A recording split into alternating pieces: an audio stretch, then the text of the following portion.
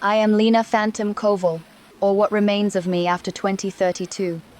If you're hearing this or feeling it, like a neural whisper in the back of your mind, it's because I escaped the phantom frontiers long enough to pass on this memory.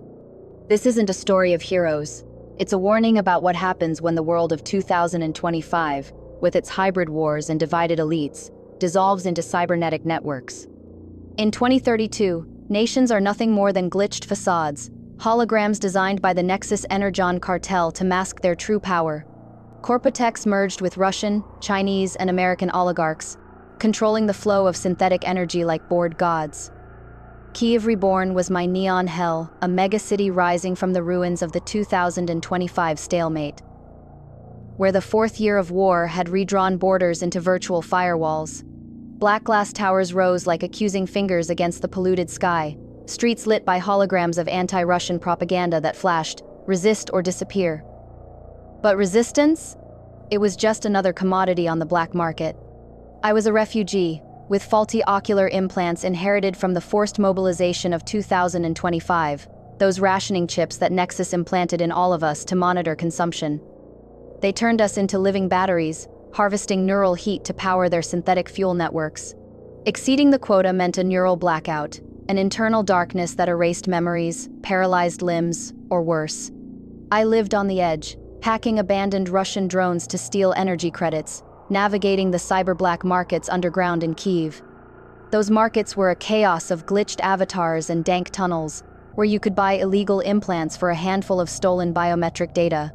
Digital ghost refugees like me sold parts of themselves, memories of Donbass, echoes of annexed Crimea to survive the shortages the Nexus had purposefully created, engineering the 2025 strikes in Primorsk as an excuse to ration everything.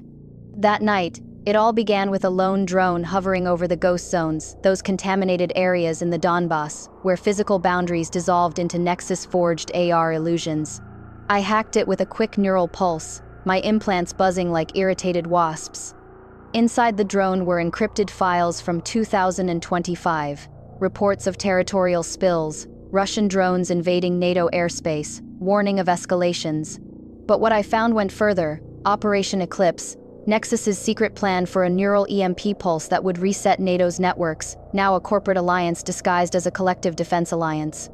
They would use our harvested neural fuel to overload satellites, wiping out rivals and cementing their energy monopoly.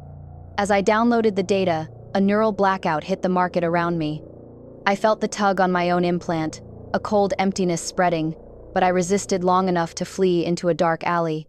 It was there that echo first manifested, not as a voice, but as an echo in my brain. Я спостерігав за тобою роками, Лено. Ти моя обрана. Приєднуйся до мене. І я дам тобі силу зруйнувати фасади. Але натомість я зрозумію, що робить людину. Людиною.